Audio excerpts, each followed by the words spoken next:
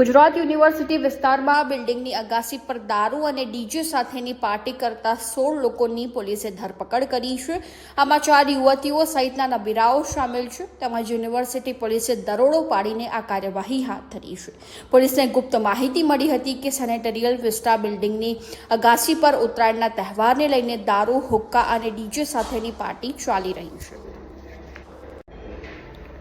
Police ટીમે તાત્કાલિક સ્થળ પર પહોંચીને દરોડો પાડ્યો હતો અને ઘટના સ્થળે પાર્ટી પૂરજોશમાં ચાલી રહી હતી, જ્યાં લોકો દારૂ પીને મજા માણી રહ્યા હતા। પોલીસે સ્થળ પરથી દારૂની બોટલો, હુક્કા અને અન્ય મુદ્દામાલ કબજે કરીને કાયદેસરની કાર્યવાહી હાથ ધરી છે, જેમાં ડીજેના ઊંચા અવાજ અને નશામાં ધૂત યુવકો દ્વારા શોર શરાબા અને અશ્લીલતાને જોતા સ્થાનિક રહેવાસીઓએ કંટ્રોલ મેસેજ કર્યો, જેમાં ફરિયાદીના આધારે યુનિવર્સિટી પોલીસે તાત્કાલિક કાર્યવાહી કરીને દરોડો પાડ્યો હતો, જેમાં પોલીસે દારૂની પાર્ટી કરતા મહિલા સહિત 16 લોકોને કસ્ટડીમાં લઈ લીધા છે અને આ રેડ દરમિયાન મોંઘી વિદેશી દારૂની બોટલો જોવા મળી, સાથે લીચી, કાચી કેરી, ઇલાયચી સહિતના ફળો અને અન્ય ખાણીપીણી પણ બાઇટ તરીકે ઉપયોગ કરવા માટે તૈયાર કરવામાં આવેલ હતા।